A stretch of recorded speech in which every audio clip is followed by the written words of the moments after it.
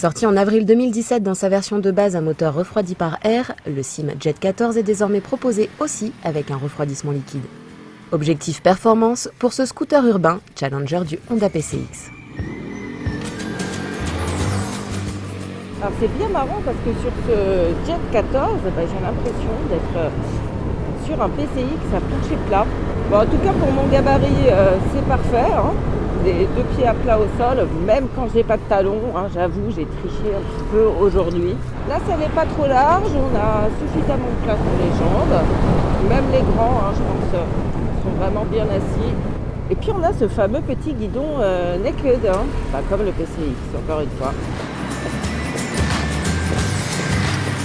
Ligne sportive et très anguleuse, feu de jour et feu stop à LED, guidon naked, plancher plat. Le Jet 14 affirme son style et sa finition de bonne facture ne pêche que par de nombreuses vis apparentes. On apprécie le tableau de bord enrichi par rapport à la version R avec un écran numérique où figure horloge, tension de batterie, totalisateur et trip partiel ainsi qu'un compte-tours à segments. Pratique, le coffre peut s'ouvrir à un bouton à main gauche et accepte un gros casque jet, tandis que le plancher plat permet de transporter un gros sac.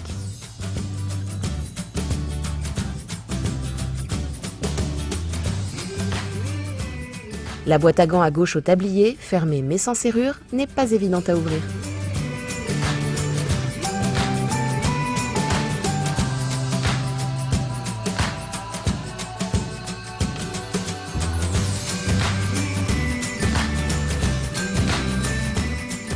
Le nouveau moteur à refroidissement liquide, il fait bien son office en ville.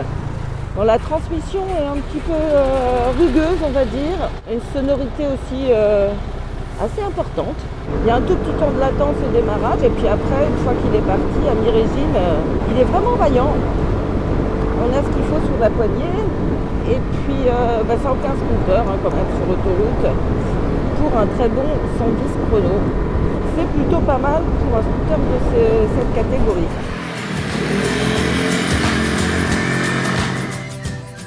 Avec ses 11,3 chevaux à 8000 tours minute et un couple de 10,7 Nm contre 10,2 chevaux à 8500 tours minute et 9,2 Nm pour la version R, les performances supérieures de ce mono 2 soupapes à refroidissement liquide sont vraiment sensibles à l'usage, notamment à haut régime. De quoi lui permettre d'affronter plus sereinement les voies rapides à l'occasion. Signalons que cette base moteur équipe aussi le nouveau Peugeot Belleville, le partenariat entre les deux constructeurs se poursuivant. Nous avons consommé 3,1 litres au 100 lors de cet essai en ville, sur voie rapide et en duo, ce qui reste raisonnable et offre une autonomie de 240 km. La jauge de réservoir à aiguille descend rapidement, mais pas de panique, il reste encore 3,5 litres sur les 7,5 litres du réservoir quand le témoin réserve s'allume.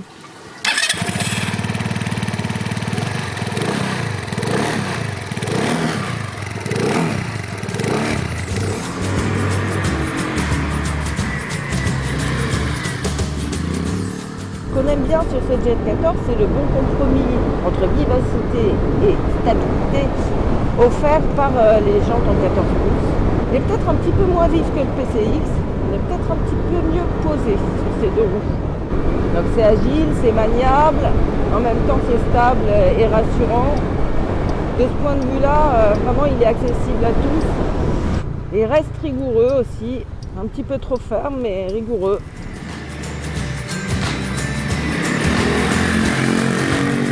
Pour marquer sa différence par rapport à la version refroidie par air, le Jet 14 LC adopte un deuxième amortisseur et un frein arrière à disque à la place du tambour.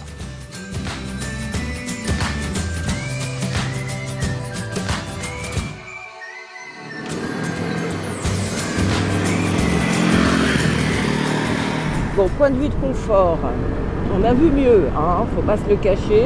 C'est bien ferme au niveau des amortisseurs et de la fourche aussi.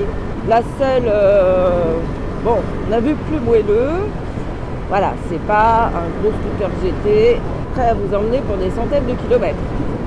Mais en tout cas, Annabelle, qui est montée derrière moi, était bien assise, d'après ce qu'elle m'a dit. Alors pour ce qui est du freinage, les petites mains vont être un petit peu à la peine parce que les leviers sont très très écartés. En plus, le feeling est vraiment dur, il faut en rajouter, il faut avoir de la poigne. Une fois qu'on a bien saisi le levier et il y a tout à fait ce qu'il faut, c'est suffisant pour s'arrêter, du moins avec le seul levier gauche où il y a le couplage. Alors signalons qu'on a un petit retour aussi dans chacun des leviers. Par exemple, je freine à gauche et si je veux en rajouter sur la droite, eh ben, j'ai un petit retour. Bon, c'est un petit peu désagréable, mais finalement c'est pas plus pénalisant que ça.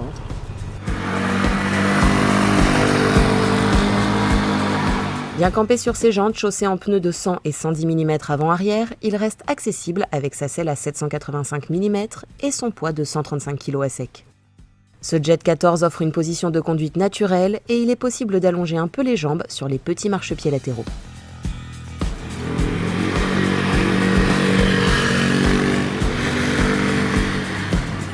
Pour ce qui est de la protection, ça ne vous étonnera pas si je vous dis que c'est pas non plus un GT à ce niveau-là, mais enfin, du moins le bas du buste, ça va, relativement protégé.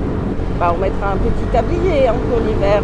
Ah, et puis tiens, les Taïwanais, ils aiment bien, forcément, clignotant sonore. Enfin, c'est moins sonore que chez Kymco, par exemple. C'est pas plus mal. Ce Jet 14 confirme la position de Sim en tant que constructeur asiatique, proposant des modèles au rapport qualité-prix fort intéressant.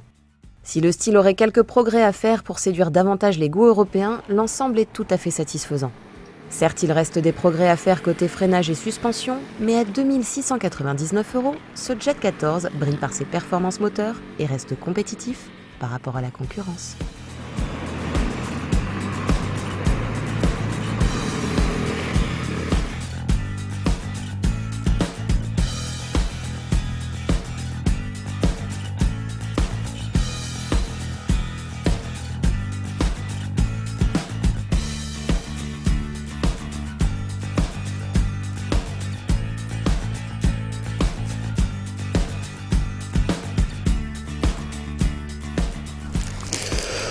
Ouh là là là là là là.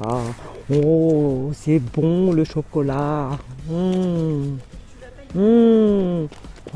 bon le chocolat.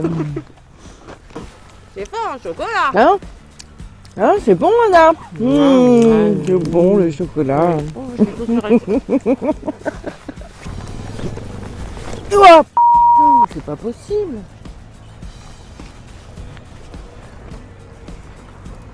Ah, il est dur à débéquiller, d'ailleurs il est aussi dur à béquiller.